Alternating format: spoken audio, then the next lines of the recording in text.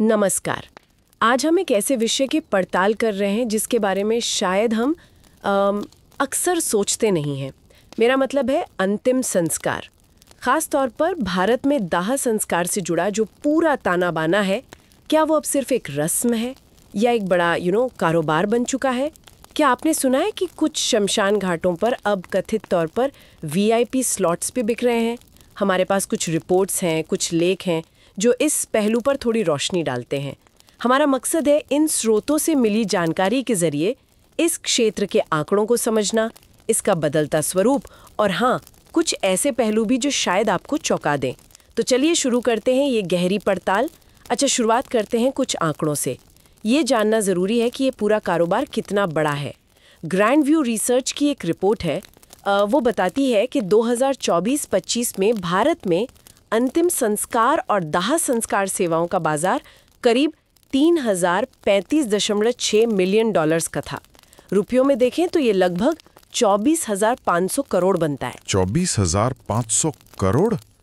ये वाकई एक बहुत बड़ा आंकड़ा है। हाँ, और दिलचस्प बात यह है कि ये बाजार हर साल लगभग 6.6% की दर से बढ़ भी रहा है। 6.6%। मतलब आने वाले सालों में ये 30-40 हजार करोड़ तक भी पहुंच सकता है। ये सिर्फ बड़ा ही नहीं बल्कि सोचने पर मजबूर करता है। क्या ये दिखाता है कि समाज में मृत्यु से जुड़ी परंपराएं बदल रही हैं या ये सिर्फ बढ़ती आबादी का नतीजा है? देखिए, ये एक बहुत अहम सवाल उठाया आपने। 24,500 करोड़ का आंकड़ा ऐसे ही नहीं है। इसके पीछे का जो पैमाना है वो समझना बहुत जरूरी है।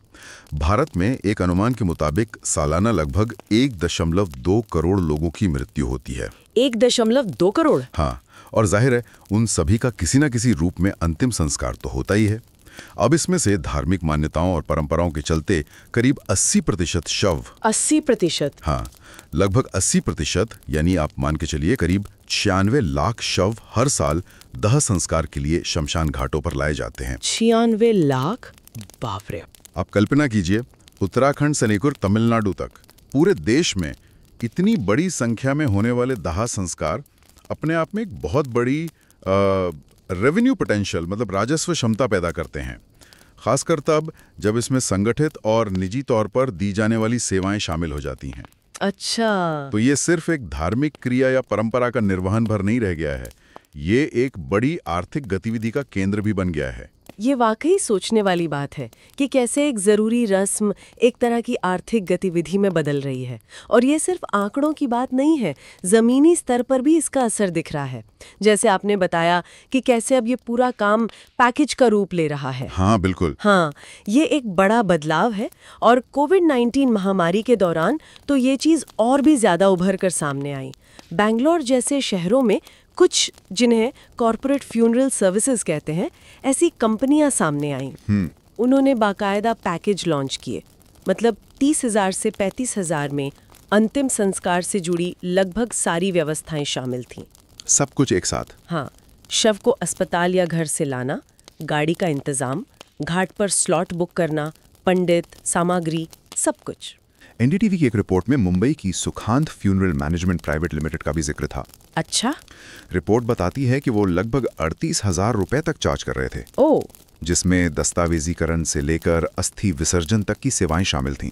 मतलब पूरा एंड टू एंड सोल्यूशन। बिल्कुल।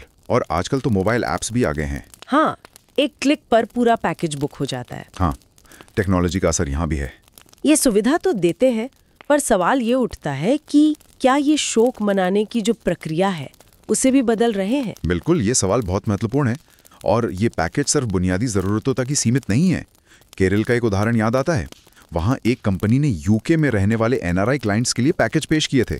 अच्छा, क्या था उनमें? उनकी रेंज 50,000 रुपए से लेकर 10 लाख तक थी। 10 लाख? हाँ, इनमें न सिर्फ शव यात्रा का प्रबंधन और दाह संस्कार शामिल था, बल्कि विदेश में बैठे रिश्तेदारों के लिए पूरी प्रक्रिया की लाइव स्ट्रीमिंग। Live streaming? जी हाँ, और यहाँ तक कि कस्टमाइज्ड ताबूत, मतलब ग्राहक की पसंद के अनुसार बने ताबूत जैसी चीजें भी शामिल थीं। अरे बाप रे। तो ये दिखाता है कि बाजार कितना विशिष्ट, कितना नीश और महंगा भी हो सकता है। ये सुविधा के साथ साथ शायद एक तरह का स्टेटस सिंबल भी बनता जा रहा है। ये तो हुई बाजार की बात। पैकेज और सेवाओं की, लेकिन ज़मीनी हकीकत क्या है? शमशान घाटों पर जो दाह संस्कार के तरीके हैं, उनमें भी एक तरह का द्वंद्व नज़र आता है ना, पारंपरिक और आधुनिक तरीकों के बीच। हाँ, बिल्कुल। ये एक बहुत दिलचस्प पहलू है। दिल्ली का निगमबोध घाट एक जाना माना उदाहरण है। वहाँ आप देखिए 1950 के दशक में ही इलेक्ट्रिक शवदाह गृह बन गया था। 50 के दशक में? काफ़ी पहले। हाँ, बहुत पहले। और बाद में 2006 में सीएनजी आधारित यूनिट भी लगाई गई।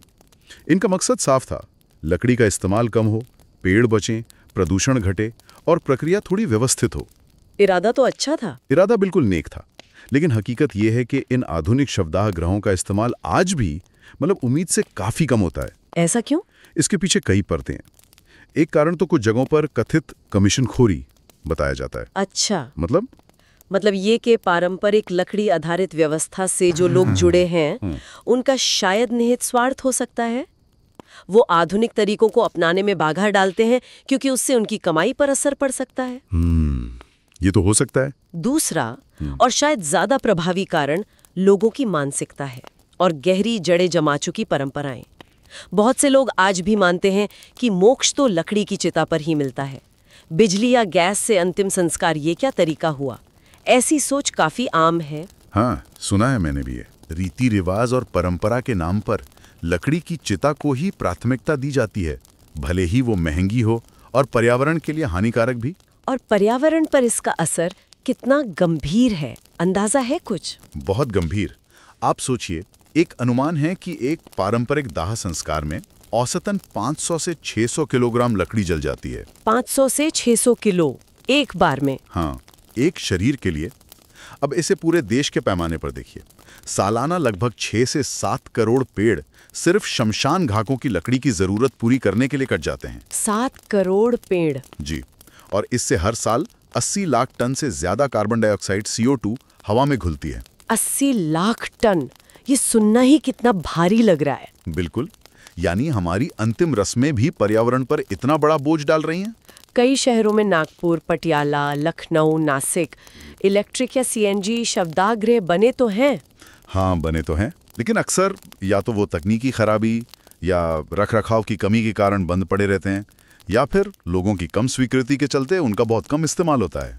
और विडंबना देखिए, लकड़ी की चिता का खर्च 3,000 रुपए से 10,000 रुपए या उससे भी ज्यादा तक हो सकता है। हाँ, ये तो है। जबकि इलेक्ट्रिक या सीएनजी चिता की सरकारी फीस अक्सर 500 से 2,000 रुपए के बीच ही होती है। इतना फर्क? हाँ, सस्ता होने के बावजूद पारंपरिक तरीका ही हावी है। यहीं पर एक और विरोधाभास सा नजर आता है।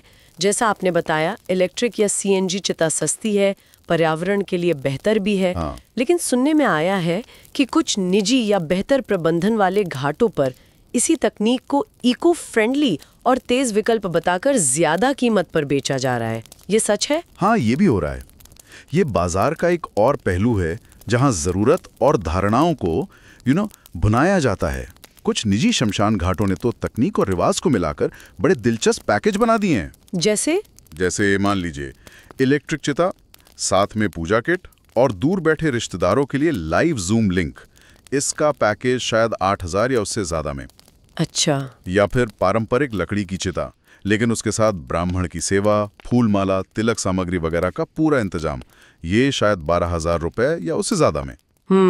और तो और, कुछ जगहों पर अतिरिक्त शुल्क लेकर मूवी स्टाइल में अंतिम यात्रा का वीडियो क्लिप बनाने जैसी सेवाएं भी दी जा रही हैं। वीडियो क्लिप अंतिम यात्रा का? जी हाँ, 5,000 या ज्यादा अतिरिक्त देकर। और वो VIP स्लॉट्स वाली बात, उसका क्या मतलब है? ठीक। उसका मतलब सीधा है। कुछ घाटों पर अगर आप ज्यादा पैसे देने को तैयार हैं, तो आप अपने परिजन के दाह संस्कार के लिए जल्दी या अपनी पसंद का समय पा सकते हैं। मतलब वेटिंग नहीं? हाँ, या कम वेटिंग। ठीक वैसे ही जैसे किसी और सेवा में प्राथमिकता मिलती है पैसे देकर।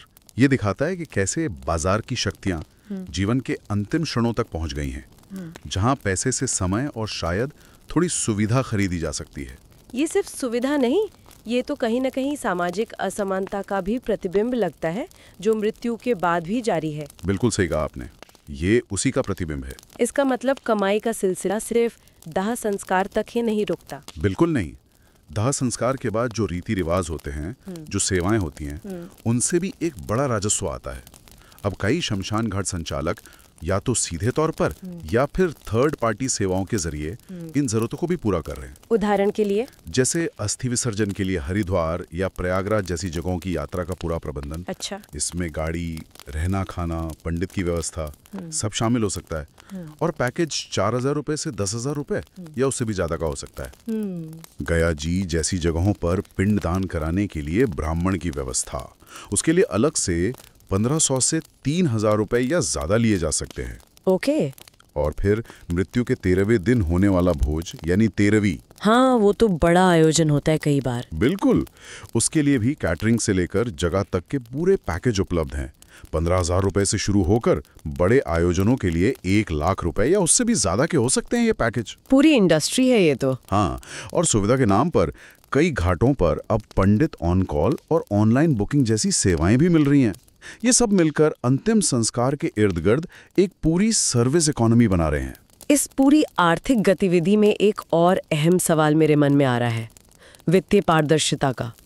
लगभग हर शमशान घाट पर वो दान पात्र दिखते हैं, दान दीजिए के बोर्ड लगे होते हैं, कई घाट ट्रस्टों द्वारा चलाए जाते हैं और उनके नाम पर काफी दान इकट्ठा होता है।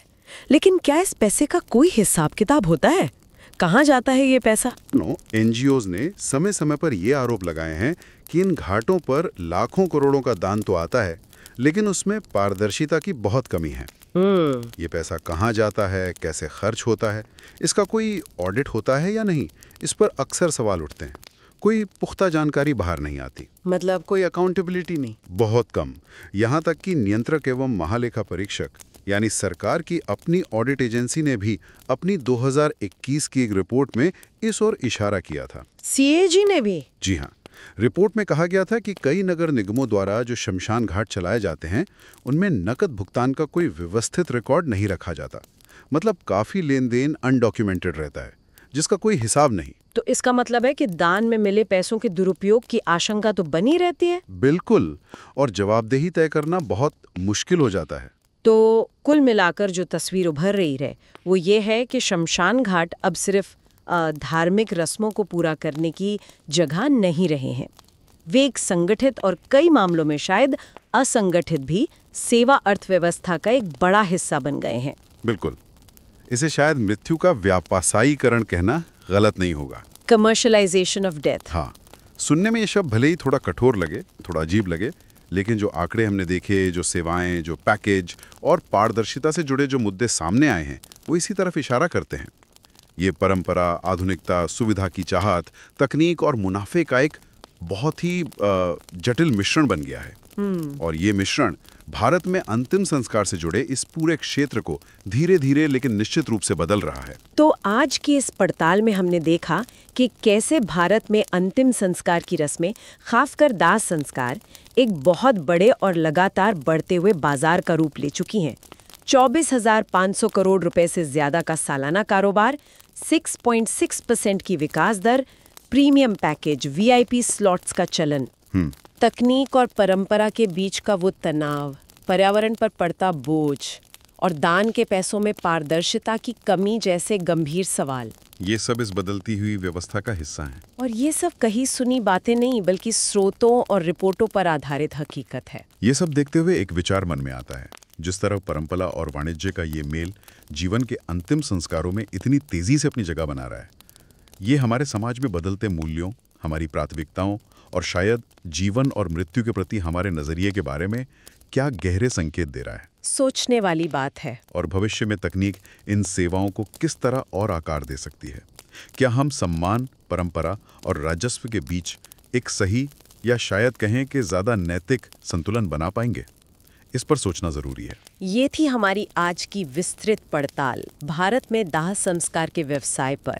उम्मीद है इसने आपको इस अनछुए से पहलू पर सोचने के लिए कुछ नया जरूर दिया होगा।